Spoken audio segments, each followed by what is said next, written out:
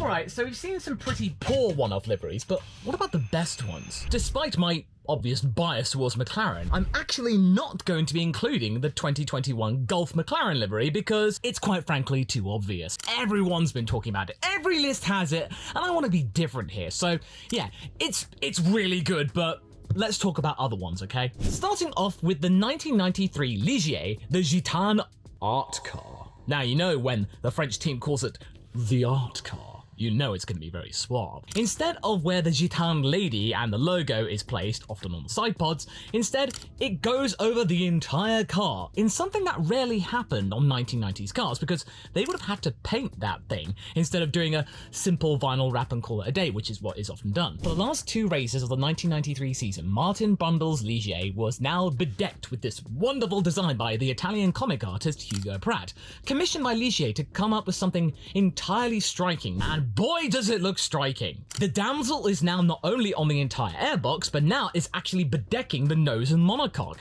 in a way that has the wisps of white smoke to denote the product that is being promoted, and the Gitane logo underneath. It's very, very abstract, but also you know what the product is without entirely getting the idea of it. It just works in a way. It's just really striking, and I thought it was a really good thing to start off with. No other sponsors, just the primary one. Gitane must have put in a lot of money to make that work, but it looks very good to me. Now we're actually going to go off the beaten track again with a 1960s team, the Ferguson Research Team, sometimes referred to as the Ferguson Climax Team. And oh, I actually had a climax when I first looked at this car. It's a corker. Now you might be wondering, well, there's not really much to it. It's just a 1960s livery with just plain colours and a white stripe, but it's the way the white stripe is presented.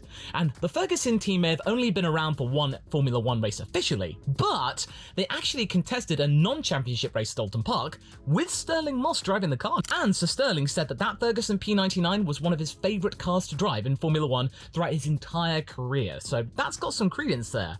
Even though it didn't really qualify for its race, it still looked really good.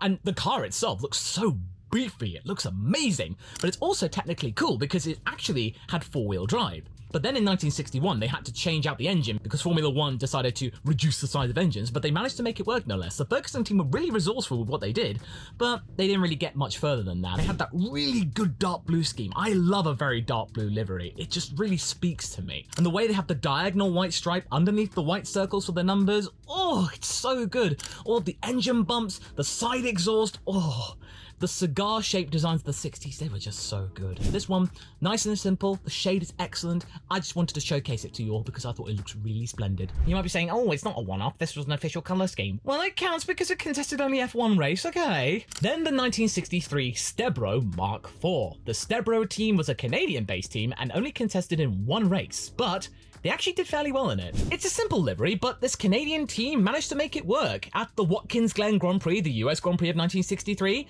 Peter Broker, the person who actually came up with the team, got 7th place, so that's not too bad from a privateer team that only contested one official F1 race.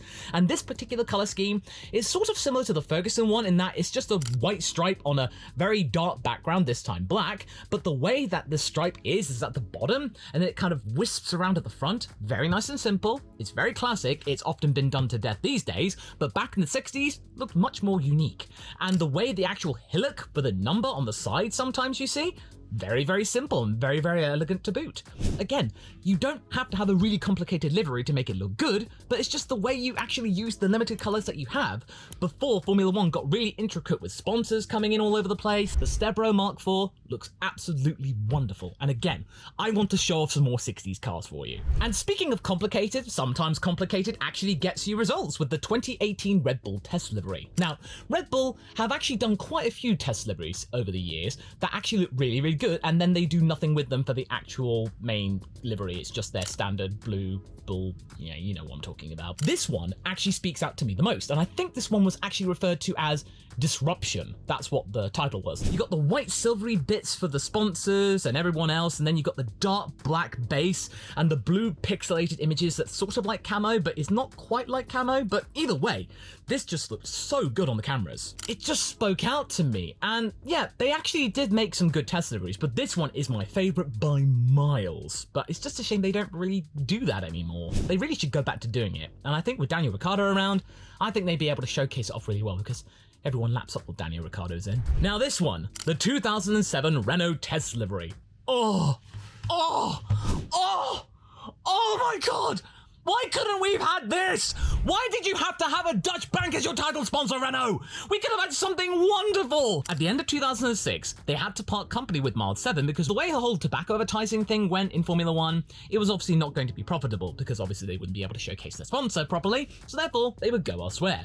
So that left Renault in a pickle. And for the testing period, they didn't run it in all yellow, and they decided to just run those bits in dark blue with that yellow, and oh, it looks so beautiful. It looks even better, I think, than the standard Mild 7 livery. And I love the Mild 7 liveries over the years, but obviously this was not going to be the case going forward in the future. But this one, oh, it's so elegant. It's just a shame that Renault couldn't find sponsors, even just ones that had white text to go over it. That would have been so wonderful. Much better than what we actually got for those 3 years with ING. I'm sorry, I like the white and orange, but not with that yellow. They really tried to shoehorn in that championship-based livery with just a new sponsor. It's just not the same. Now, I bet you're probably thinking, well, when is he going to be talking about the 2022 Ferrari one-off livery at Monza? Well, I actually kind of don't like it. I don't think they went far enough. I like the idea of them having yellow on their livery instead of the traditional Ferrari red, but I just felt like just having it on the airbox right there and then just on the rear wing, even though the Ferrari yellow text on the rear wing looks really nice and really spicy, so all of those rear camera shots are gorgeous, but they just didn't extend it far enough. As far as I was concerned, they should have just made the whole car yellow, like they did with the overalls. That would have been perfect, but I kind of understand why they didn't do that, because to not have a Ferrari car in Ferrari red at their home track, that would probably be sacrilege, and I'm pretty sure that Tifosi would not have been happy, even though yellow is an official Ferrari colour, but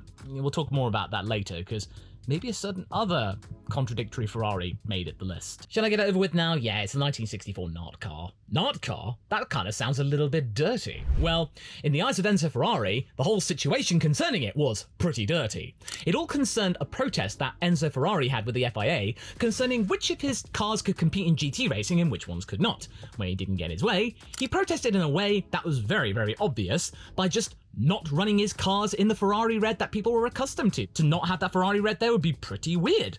But instead of going the whole way with protesting and not having any trace of Ferrari whatsoever, they decided on this protest card to have the big Ferrari logo on there, bigger than usual in fact. That's a little bit half-baked almost, but they also referred to themselves as the North American Racing Team, hence not. And actually, this is a really smart livery with what they came up with. The white and blue, the blue circle with that big white number 8 on the side. They ran it for 2 races, the Mexican and the American Grand Prix, I think, that year. And I actually think it's really, really elegant. So, in a way, even when they're protesting, Ferrari are able to come up with a livery that's actually kind of stylish. Flamboyant, but also determined to actually get what they want. So, I get it. It's not something that Ferrari historians really like to talk about, but it actually looks really good.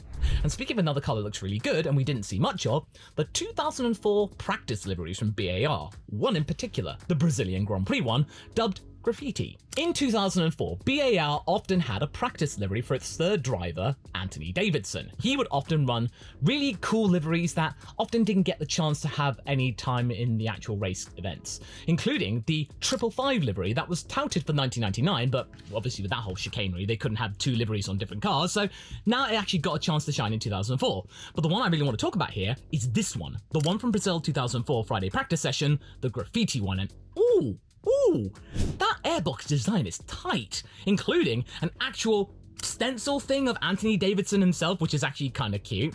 But I like to talk about the star effect and having the kind of spray effect with the Lucky Strike BAR colors. Oh, that is really, really good. I like that one. And then the Brazil 04 on the monocoque, that is really, really striking. It's just a shame that this being the final race of the season, they didn't go, you know what, let's run it for the entire thing. Just a way to sign off their best season ever, where they came second, obviously to a very distant Ferrari, but second nonetheless. I actually missed this because back in the day, we actually didn't get practice advertised and televised, and on my 2004 DVDs, we didn't actually see it on there, so, ooh, I'm glad I actually got to find out this exists, so very good job, BAR. Then the Alfa Romeo Tricolore livery from 2022.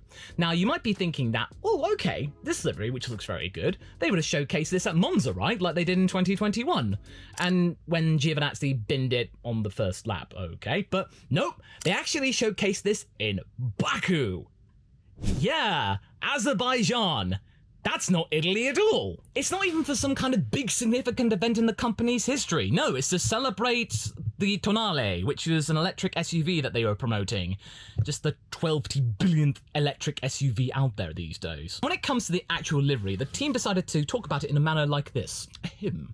The colour green is a nod to the Montreal green hue used in Tonale's launch, but also a strong link to Alfa Romeo's identity for the transition to a more responsible and sustainable concept of mobility, as well as a tribute to its Italian identity. Quite frankly, they should have just saved all that marketing bump and just put this out of Monza. Then they wouldn't really need to say anything. It's just, hey, it's the Italian Grand Prix, so why not? But having said that though, the livery itself does look gorgeous. The Alfa Romeo C42 Cherry Red, it just looked so lush. And then you had it in green, the stripe effect, which was already there for the main livery. You just make the back part green. Genius. Nice tribute to a genuine Italian team that just so happens to be based in Switzerland. Either way, I really liked it simply for the fact that the way they did the paint scheme, absolutely bellissimo.